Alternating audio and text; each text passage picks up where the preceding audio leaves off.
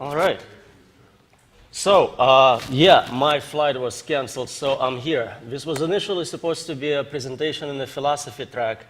I'm actually quite happy that I was late because my research is in AI safety, and this paper is a great way to motivate AI safety. So in a way, this problem with airline became a great feature. If you're interested in this type of information, I suggest you follow me on Twitter, follow me on Facebook, just don't follow me home. I don't have enough time to give you the full paper. I cut it from like 40 slides like my previous speaker had to like 15, and I'll try to squeeze it in. I know you didn't expect an extra bonus presentation in this session. I'll quickly tell you the main things about the space of possible mind designs. Essentially, I'll tell you it's very large, and this could be problematic for AI safety research. So the reason I wrote this paper was in response to a paper from 1984 by Professor Sloman, which basically asked the question, well, what is the structure of this space? What is the configuration of space of possible minds? And he looks at it from a point of view of minds kind of like virtual machines. What can virtual machines represent? I liked this idea, and I wanted to see what can be done. Some years passed since the initial paper, so I wanted to see what other people said about types of minds, classification of minds, and what interesting properties of minds we can actually talk about. So I definitely don't have any chance of going through each category, each axis and classifications of different scholars. I'll quickly go through them and show you large lists so you know they exist and they large and different. So Professor Sloman, for example, talks about the number of classifications. It's big. We have another scholar. He talks about different classification. He cares more about embodiment.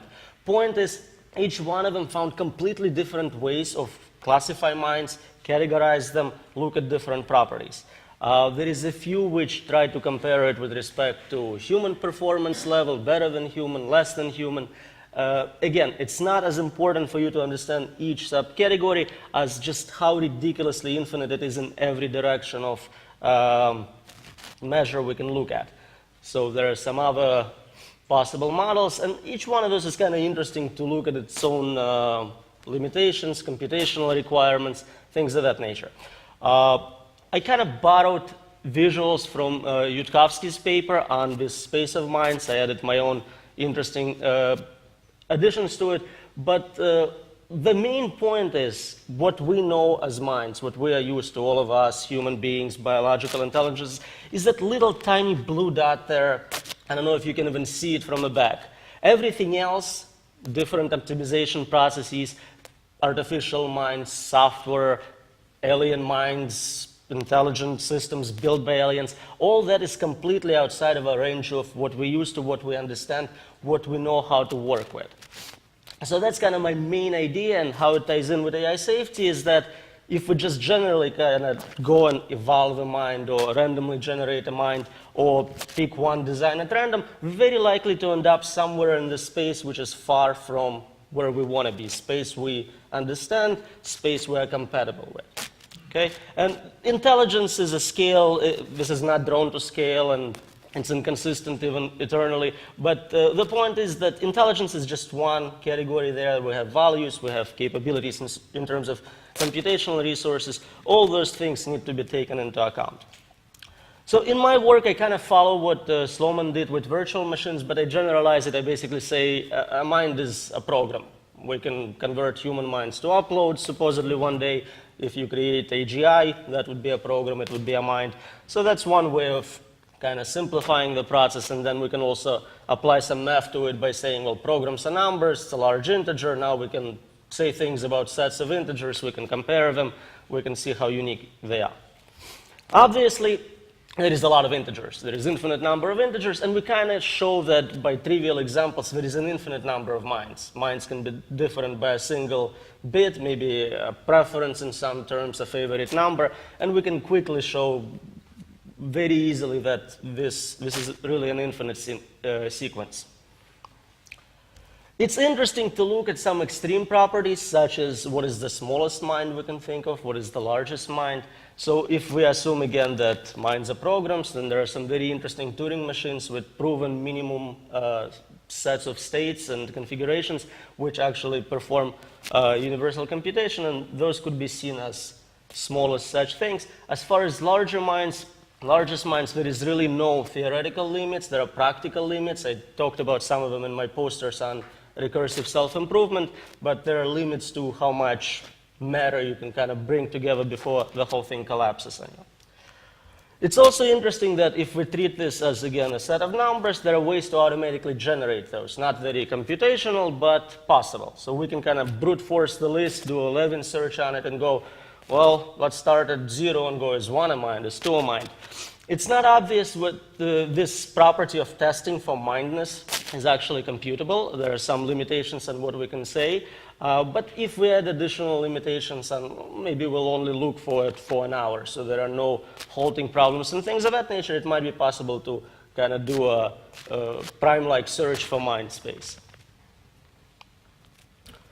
It's also interesting to observe that because of limitations in size for some minds, like human minds have a finite size space, regardless of what you believe about quantum effects or just classical physics, there is only so many things you can store in a mind. Supposedly, a different system might have a larger mind, more states. So it's pretty clear we would not even be able to fully comprehend some of those more interesting minds, and that's an interesting observation in my opinion.